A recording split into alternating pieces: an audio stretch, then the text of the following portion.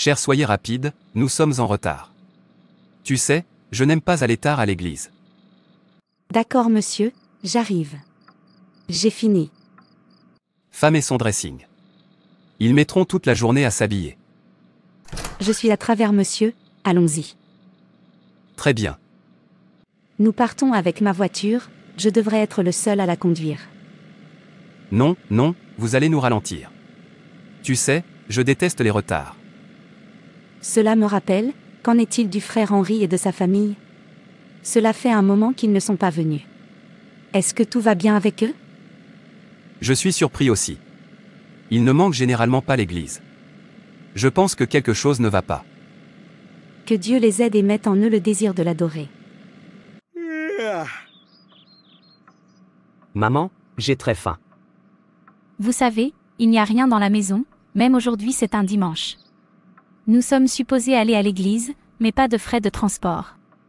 Rappelez-vous, cela fait longtemps que nous n'avons pas fréquenté l'église. Mais maman, j'ai vraiment faim. Rappelez-vous, je n'ai rien mangé hier soir. Je connais mon fils. Bien que les choses aient été très difficiles pour nous ces jours-ci, ne vous inquiétez pas, ce sera bientôt fini. Je crois que Dieu tracera un chemin là où il n'y a pas de chemin pour nous. Amen, où est papa? Il sera à l'intérieur. Cher. Papa, j'ai très faim. Je n'ai rien mangé depuis hier. Ne t'inquiète pas fils, c'est pourquoi je vais chercher la face de Dieu. Je sais qu'il pourvoira à nos besoins. Amen. Chérie, où vas-tu l'estomac vide? Ne me dis pas que tu vas à l'église. Je dois aller à l'église. Je ne veux plus manquer l'église à cause des frais de transport. C'est ce que le diable voulait. Tu as raison ma chérie, mais c'est trop loin. Peut-on marcher l'estomac vide?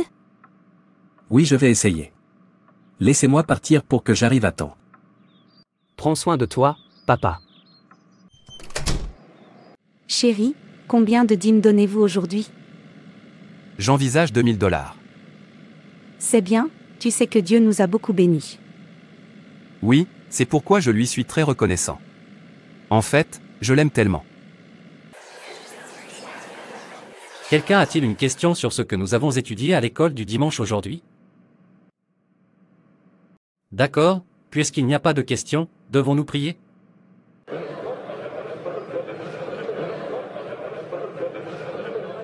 Frère Henri, que se passe-t-il? Toi et ta famille ne venez plus à l'église. Rien mon frère. Par la grâce de Dieu c'est bien. Non, je ne suis pas d'accord avec toi. Vous et votre famille n'êtes pas venus à l'église depuis très longtemps maintenant, et aujourd'hui vous êtes très en retard, et vous n'êtes même pas avec votre famille. Alors dis-moi ce qui ne va pas. Est-ce que tout va bien? Parce que je sais que ce n'est pas toi. Vous êtes toujours sérieux au sujet de Dieu, alors que se passe-t-il? Fais-moi savoir. La vie de mon frère est très difficile pour moi. Je n'ai même pas de frais de transport, je me sers de pied pour venir à l'église aujourd'hui. Pas d'argent pour le transport. C'est pourquoi je suis en retard. Il n'y a rien du tout dans ma maison, pas même de la nourriture à manger. Pourriez-vous croire que nous n'avons rien mangé depuis hier? C'est pourquoi ma famille ne m'a pas suivi car ils ne pouvaient pas venir le ventre vide.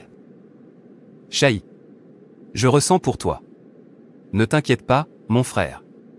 Dieu pourvoira sûrement à vos besoins. Comme vous l'avez dit, tout va bien pour vous, mon frère. Je sais qu'il est fidèle et qu'il pourvoira à vos besoins. Vous n'avez pas à vous inquiéter. Soyez simplement en train de prier. D'accord mon frère, je vais y aller maintenant pour pouvoir rentrer à l'heure. Tu te souviens de ce que je t'ai dit? Soyez en train de prier. Dieu pourvoira sûrement à vos besoins. Il y en a trop d'autres qui ont vécu la même chose, mais aujourd'hui, leur situation a changé. Alors, un jour, le vôtre changera. Amen, merci. Va bien mon frère. Dieu est bon. Oui je sais. Chez, il traverse beaucoup de choses. Je sais que Dieu l'aidera. Il est fidèle à cette promesse. Je déverse les bénédictions sur lui. Afin qu'il bénisse ceux qui l'entourent et leur fasse savoir que Dieu exauce la prière. Mais voyez ce qu'il a dit à son frère dans le besoin. Dieu pourvoira. Ne l'ai-je pas déjà pourvu? Quand je vous l'ai fourni. Ne lui ai-je pas déjà répondu, quand je t'ai répondu? N'ai-je pas déjà frayé un chemin pour lui, quand je t'ai frayé un chemin là où il n'y a pas de chemin? Pourquoi? Les humains, comment ils prétendent aimer Dieu? Si vous ne pouvez pas aimer votre frère que vous voyez, comment pouvez-vous aimer Dieu, que vous ne pouvez pas voir? Dieu est amour, et vous qui suivez Dieu devez aimer, et aimer c'est donner, partager et prendre part à la souffrance de votre frère. Dieu est tellement déçu. Quand Dieu vous a béni, bénissez les autres. Quand Dieu a exaucé votre prière, il a aussi exaucé celle de vos voisins. Pourquoi alors aimez-vous l'argent plus que votre prochain? Aidez, aidez, aidez, aidez vos voisins. Oui, ma chérie, qu'a dit monsieur Henri de ce qui s'est passé? Il dit qu'ils ont des problèmes financiers au point qu'ils ont du mal à manger. Alors qu'est-ce que tu lui as dit? Que devrais-je dire d'autre si ce n'est qu'il devrait continuer à prier pour que Dieu pourvoie à ses besoins?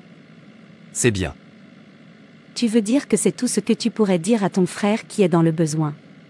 La dernière fois que j'ai vérifié, c'est bien, ce n'est pas un ingrédient pour la cuisson de la soupe. Tu devrais donner. Le Seigneur pourvoira, n'est pas peintre de riz. Tu devrais donner. Il vous répondra comme il répond aux autres. Ce n'est pas de l'argent pour remplir une bouteille de gaz à la maison. Continuez à prier, ce n'est pas de l'argent pour payer le loyer de la maison. Pourtant, nous nous appelons l'image de Dieu. Nous oublions que Dieu, que nous prétendons être son image, est amour, et l'amour c'est donné. Que vous faudra-t-il pour partager ce que vous avez avec vos frères? Certains d'entre nous ont des enfants dans des écoles qui paient des frais en dollars, mais l'homme assis près de nous à l'église ne peut même pas envoyer ses enfants dans une école locale en ville. Si seulement l'église primitive et les actes des apôtres avaient l'opportunité de nous regarder pendant 5 minutes, ils pleureraient parce que ce n'est plus le fondement qu'ils ont posé. Notre amour pour l'argent a éclipsé notre amour pour nos semblables. Il semble que la partie de la Bible qui dit que si vous ne pouvez pas aimer votre frère, vous voyez, comment pouvez-vous aimer Dieu que vous ne pouvez pas voir a été supprimée de nos Bibles. Oh que nos cœurs seraient ressuscités pour aimer et montrer l'amour à nouveau. La mort dans l'Église aujourd'hui aurait été réduite, si seulement nous pouvions être comme Jésus et cesser de nous tromper. Qu'est-ce que tu veux dire par là? M'a-t-il demandé de l'aider, ou t'ai-je dit que je n'avais pas de problème moi-même? Il n'y a pas de corps sans problème, tout le monde a quelque chose qu'il traverse, vous ne vous attendez pas à ce que je vive ma propre croix et porte la croix d'une autre personne, au nom de l'amour. Donc, parce qu'il ne vous a pas demandé de l'aider, vous ne pouvez pas l'aider. Rappelez-vous, la Bible dit que nous devons être les gardiens de notre frère et aimer notre prochain comme nous nous aimons nous-mêmes. Je ne lui ai donc pas déjà montré assez d'amour, mais quel amour est plus grand que les encouragements que je lui ai donnés et la prière que j'ai priée pour lui?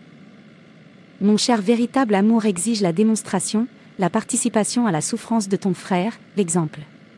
Dieu a démontré son amour pour le monde en nous donnant son Fils unique, bien-aimé et béni, comme une offrande parfaite pour nos péchés, afin que par lui nous puissions avoir la vie éternelle. Le Seigneur Jésus-Christ a volontairement donné sa vie pour le salut du monde. Jean 10, verset 17. Le Saint-Esprit de Dieu est l'Esprit d'amour, parce que l'amour infini de Dieu est répandu dans le cœur de tous les vrais enfants de Dieu par lui. Par conséquent, ceux qui prétendent appartenir au Dieu dont l'essence même est l'amour doivent aussi démontrer sa nature d'amour. Dans Jean 13 versets 34 à 35, Jésus dit « Je vous donne un nouveau commandement, que vous vous aimiez les uns les autres, comme je vous ai aimé, afin que vous vous aimiez aussi les uns les autres. À ceci tous connaîtront que vous êtes mes disciples, si vous avez de l'amour les uns pour les autres. » Christ ordonne à ses disciples d'aimer les autres comme il l'a démontré. Nous devons suivre son exemple et aimer comme il le ferait. C'est quand nous faisons cela que tout le monde saura que nous sommes de vrais disciples de Jésus. L'amour est la marque de la foi chrétienne. Les encouragements que vous avez donnés à monsieur Henri auraient été suffisants si vous n'aviez pas ce qu'il faut pour arrêter ses souffrances, mais vous avez tout. Je ne te blâme pas parce que je te suralimente. Tu penses maintenant que c'est facile pour moi. Ne vous inquiétez pas, vous commencerez très bientôt à travailler pour savoir à quel point il est difficile de gagner de l'argent.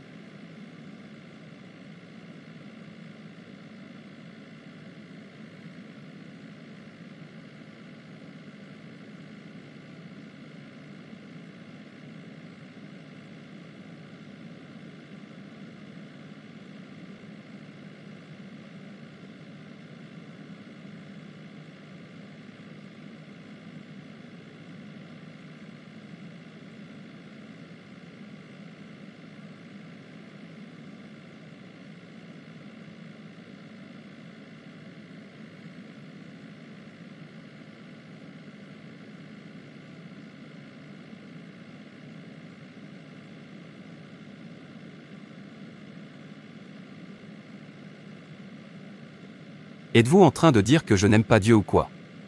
J'en avais assez entendu. Écoute, je ne veux plus rien entendre de toi. Je veux dire, votre harcelé devient trop.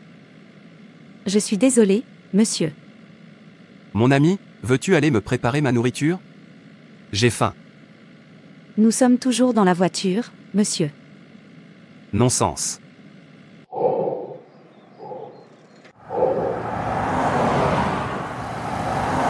Je suis si fatigué. Qu'est-ce que je donne à ma famille aujourd'hui? Dois-je encore leur donner un espoir vide? Laissez-moi traverser pour que je puisse aller me reposer. Mon œil me tourne. Quoi? Accident. Oh non Dieu, pourquoi? Pourquoi tous ces morts ici et là? Ce monde m'a fatigué. Les gens continuent de mourir comme de la volaille. La famille de cet homme doit l'avoir attendu. Diable, tu es une honte. Tout votre travail est plein de mal. Qu'est-ce que j'ai fait maintenant? Suis-je celui qui leur dit d'aimer l'argent plus que leurs semblables? Pourquoi est-ce que quand ils font quelque chose, ils commencent à me blâmer? Parfois, j'apprends d'eux. Arrête de me blâmer, en fait, parfois j'apprends de toi. Laisse-moi tranquille, toi aussi tu en sais plus que moi. Cher, tu sors. Oui, le pasteur a appelé, il a dit que nous devrions venir pour une réunion urgente. D'accord, allez bien. J'aurais dû porter la voiture de ma femme, pour pouvoir en profiter pour y mettre du carburant. Oui, directeur, avez-vous vérifié le montant sur le compte? Que avons-nous? Monsieur, nous avons 100 millions de dollars sur le compte. Ok, c'est bien. Prenez des dispositions pour contacter nos fournisseurs et envoyez-leur l'argent afin qu'ils nous fournissent des marchandises. Nous n'avons plus de marchandises. D'accord monsieur. Oui, je monte plus haut. J'ai convoqué cette réunion pour vous annoncer à tous que nous avons perdu un de nos membres. Monsieur Henry. Il est mort dans un accident alors qu'il rentrait chez lui hier, selon son rapport de famille. En tant que frère, nous devrions prendre des dispositions pour l'enterrer. Chez, le diable est méchant. Pourquoi n'a-t-il pas permis à ce pauvre homme de vivre avec sa famille? C'est arrivé. Nous ne pouvons rien faire. Dieu sait mieux. Nous savons tous que le diable est méchant, mais nous ne lui permettrons jamais de nous abattre. Donnons de l'argent pour enterrer notre frère. Que son âme reste en paix. Amen. La réunion est terminée. Nous pouvons maintenant rentrer à la maison et préparer son enterrement. Chez, c'est un accident qui l'a tué. Quoi qu'il en soit, Dieu sait ce qu'il y a de mieux. Ce n'est pas la faim qui l'a tué. Cher bienvenue. Y a-t-il un problème? Tu n'as pas l'air brillant. De quoi parle la réunion? Monsieur Henry est décédé d'un accident de la route. J'ai de la peine pour ce pauvre homme. Le diable est vraiment méchant. Suis-je plus méchant que toi? Laissez-moi en dehors de ça. Ne savez-vous pas qu'en tant que chrétiens transformés dont les vies ont été lavées par le sang de l'agneau et abandonnés à Christ, on attend de vous que vous exprimiez un amour pratique et semblable à celui de Christ envers les autres. Ce n'est pas ce que vous faites quand cela vous convient, plutôt, cela devrait être qui vous êtes. Si vous êtes un vrai disciple de Christ, modelez votre vie sur lui. Faites ce qu'il aurait fait, s'il était physiquement avec vous sur terre. Et laissez-moi en dehors de votre égocentrisme. Arrête de mentionner mon nom quand tu as tout causé. Je le savais, c'était de la distraction. Il a dû penser en essayant de traverser la route. Étiez-vous là? Qui t'a dit que c'était en pensant que ça l'a tué? J'ai dit qu'il avait eu un accident et vous avez immédiatement conclu qu'il pensait, s'il vous plaît, allez m'apporter de la nourriture. J'ai faim. Qu'est-ce qu'un accident a à voir avec la pensée? Désolé monsieur, je pense juste qu'il pourrait être distrait. Laisse tomber la pensée et va m'apporter de la nourriture. D'accord monsieur. Madame penseuse.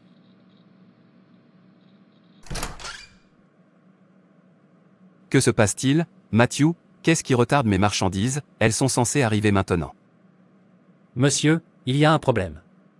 Le navire transportant les marchandises a eu un accident et le navire a coulé avec les marchandises. Nous n'avons pas pu en sauver. Quoi? Ne me dis pas ça. Dieu, pourquoi? Tout mon argent, juste comme ça, je ne peux pas prendre ça. Non, non, Dieu, tu dois me dire pourquoi. Dis-moi pourquoi. Que ai-je fait pour mériter cela? Je suis votre serviteur. Je paie ma dîme et mon offrande. Pourquoi as-tu laissé cela m'arriver? Je ne peux pas prendre ça. Cela appelle le jeûne et la prière. Diable, tu es un menteur. Tu ne peux pas me détruire. J'ai un Père. Dieu Tout-Puissant est mon Père. Il est roi des rois et seigneur des seigneurs. Il ne vous permettra jamais de me détruire. Cher, vous êtes à la maison à l'heure. J'espère qu'il n'y a pas de problème. Commencez à prier, commencez à prier. Le diable est venu nous attaquer et nous détruire. Toutes mes marchandises ont coulé. Oh non, non, Dieu non, Dieu non. Dieu, pourquoi? Je suis ton fidèle serviteur, tu dois me dire, pourquoi tout cela m'est-il arrivé? Dis-moi pourquoi. Je paie ma dîme. Ô Père, cela ne peut pas nous arriver. Nous sommes vos enfants. Prouvez-nous que vous êtes là pour nous. Au nom de Jésus. Je ne suis pas d'accord, mon Dieu. Je suis votre enfant, aucun mal ne m'arrivera. Je n'irai pas tant que vous n'aurez pas restauré tout ce que j'ai perdu. Pierre. Pierre. Mon Seigneur, j'entends. Pourquoi un tueur devrait-il aimer sa propre vie? Car il est écrit, ceux qui mènent une vie violente risquent de devenir victimes de violence. Mon Seigneur, je ne suis pas un tueur. Je vis une vie sainte. Je ne prends jamais rien d'appelé péché, je paie ma dîme et mon offrande. Je mets ton travail en premier, et je fais de toi le pilier de ma maison. Votre égoïsme a tué mon fils Henri. Je vous bénis afin que votre lumière brille devant les hommes, afin qu'ils voient vos bonnes œuvres et glorifient votre Père qui est dans les cieux. Qu'as-tu fait des bénédictions que je t'ai données? Ne sais-tu pas que la prière d'un méchant est une abomination pour moi? Si tu étais mort, tu serais allé en enfer. La méchanceté, l'égoïsme, la cupidité, le faux amour sont tous des péchés devant moi. Je suis amour, celui qui me suit doit aimer. Je vous ai démontré ce qu'est l'amour. Quand je permets à mon fils, mon précieux fils, de mourir pour que tu vives. Pourquoi alors négligez-vous mon enseignement et suivez-vous votre propre convoitise? Quel enseignement suivez-vous? Je ne suis pas égoïste. Je me vide pour toi. Qui suivez-vous? Quand je t'ai béni, j'ai béni la personne à côté de toi. Ne savez-vous pas? Mon plus grand commandement est l'amour. Et l'amour est une action, pas une simple parole. Modifiez vos habitudes. Merci Dieu. Quoi? J'ai tué Monsieur Henri avec mon égoïsme. Ma femme avait raison. Oh Dieu, pardonne-moi. Je marchais librement en pensant que j'étais libre de la goutte de sang. Je ne savais pas que j'avais des taches de sang sur les mains. Je suis désolé Dieu. Bienvenue, frère Pierre. Merci madame, où est votre fils? Il est allé dehors. D'accord. Je suis venu vous remettre un chèque de 10 000 $, et dorénavant, je prendrai en charge les frais de scolarité de votre fils. Quoi? Est-ce que je suis en train de rêver? Merci Dieu. Vous êtes formidable. Je pensais que nous avions fini quand mon mari est mort. Je pensais que Dieu avait changé. Maintenant, je sais qu'il est toujours le même. Sois exalté. Lion de la tribu de Juda, tu nous as montré que tu es toujours sur le trône. Merci beaucoup. Frère Pierre, mon Dieu continuera à te bénir. J'ai honte de moi. Je l'ai fait très tard. Comment montrer de l'amour à ceux qui vous entourent? Leur donnez-vous des mots vides ou leur démontrez-vous l'amour de Dieu? Rappelez-vous ce verset. 1 Corinthiens 13 verset 13, et maintenant ces trois demeurent, la foi, l'espérance et l'amour. Mais le plus grand d'entre eux est l'amour. Vous ne montrez pas votre amour avec des mots, vous le démontrez. Comment manifestez-vous le genre d'amour de Dieu? En veillant au bien-être des autres, en recherchant des occasions de faire le bien, même lorsque cela ne vous convient pas, en donnant et en aidant les autres même lorsque ce n'est pas réciproque ou apprécié, et en évitant les vices comme la méchanceté, le non-pardon, la critique, la vengeance, la médisance, l'amertume, l'égoïsme, etc. 1 Jean 4 versets 20 à 21. Notre monde actuel a un besoin urgent d'amour, l'amour de Dieu qui amène les hommes au salut, et chaque jour est une occasion pour vous de le montrer. Faites tout le bien que vous pouvez. Par tous les moyens que vous pouvez. De toutes les manières possibles. Dans tous les endroits où vous pouvez. À tout moment vous le pouvez. À toutes les personnes que vous pouvez. tant que vous le pouvez. Et Dieu vous aidera au nom de Jésus. Merci d'avoir regardé. Et n'hésitez pas à vous abonner, liker et partager. Que Dieu te bénisse. Et souviens-toi que Jésus t'aime.